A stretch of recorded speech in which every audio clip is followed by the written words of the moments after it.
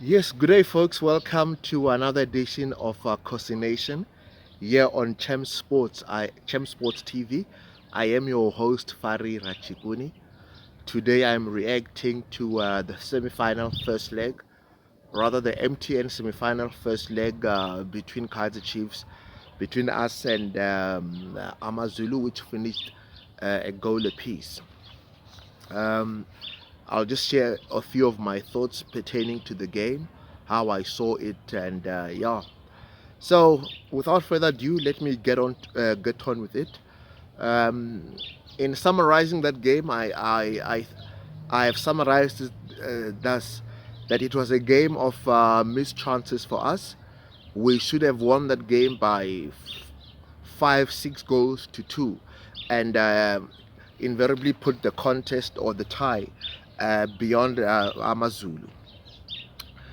Um, Look, for the first time this season, or under the current coaching setup, I thought we had the best game of the Athazwane tenure, and that was also helped by the fact that Amazulu had come into the game with one clear intention to uh, to put men behind the ball and to defend and hopefully nick one on the break and go back to Durban all square or with a slight goal advantage. And based on that, based on the outcome of the contest, um, they got what they came for, by hook or by crook, as it were. Look, um, we comfortably won the midfield battle. Obviously, like I said, we were helped by the tactics of Amazulu of sitting back, absorbing pressure, and looking to hit us on the break. To steal a goal, as it were, or like I said, go back to Durban with an away goal. Um, they basically allowed us to have the ball in areas that they knew we won't hurt them, and we played yet again with what I call three defensive-minded players in Sitebe, in Yusuf Mat, and the boy Njabulo Blom. I feel that we don't need three of those guys up there. Sitebe is the furthest in terms of our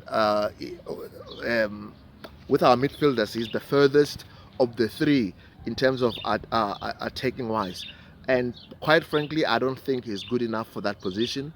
We need a player in there who is more progressive, who can see a pass, and crucially, who can play a pass in the final third, who is able to handle the ball in the final third when there is pressure.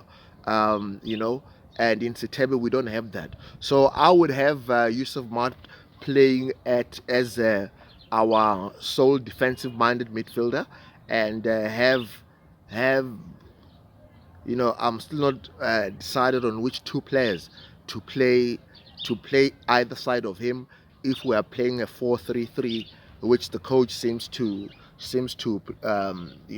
which is the coach seems to prefer. I did notice that he was playing with wing backs. I don't feel a team like Kaizer Chiefs should play a system with wing backs.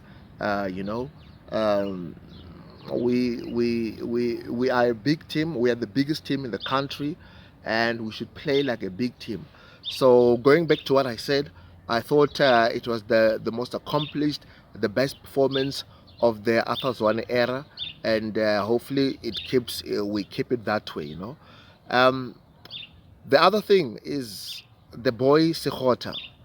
He is too predictable, man. He's a one-trick pony, I call it. Every time he receives the ball, he's looking to run at the defender. He's looking to take defenders on. There was a moment in the second half where he was confronted by two Amazulu players, and he looked to beat the two of them. instead of just playing the ball and then going into space and looking to receive it in the final third. He's always constantly looking to take on defenders. And look, it's a good thing as a left winger to, or whether you're a left or right winger, to look to take on your right back or your left back. But no, you don't do that every time. You must vary your play. Sometimes you must go run at them. Sometimes you laid off and then running behind, spinning behind, this type of things. So you vary your game and you keep your opponent guessing. With Sukota, it's always the same thing. So his opponent is never at any point guessing. Um, Going to the second leg, we need at least we have definitely need to score. That's the first thing. A nil-nil draw will mean that Amazulu progress to the final. A 1-0 draw takes us to extra time and penalties, and then any draw above that, we progress due to the away goal rule. So look, there's pressure. There's pressure going to that game. We are looking for our first piece of silverware. Looking to make the final and get our first piece of silverware in about 8 seasons or so. So there's pressure going into the next game. Hopefully the boys show up and make us proud in Durban, and then take us to the final, which will also be in at the Moses Mabhida Stadium. Um, the other thing, our new number nine, Caleb. Look, he had several opportunities to score. Like I said, it was a game of wasted opportunities. Um, Look, it's only his second or third game, so he needs time to adjust. But I hear people like Tovi Lakazi saying he's just merely a hip hop artist. But look, let's give him time, and let's hope that he becomes the player that finishes off chances that we hope for. Yeah, so that's me, folks, for another edition of Costi Nation here on the Champ Sports TV. Please hit the like button, hit the red button now, which is the subscription button, and yeah, man, send me your comments, your feedback, stuff like that. And till next time, cheerio, and have a great, great afternoon.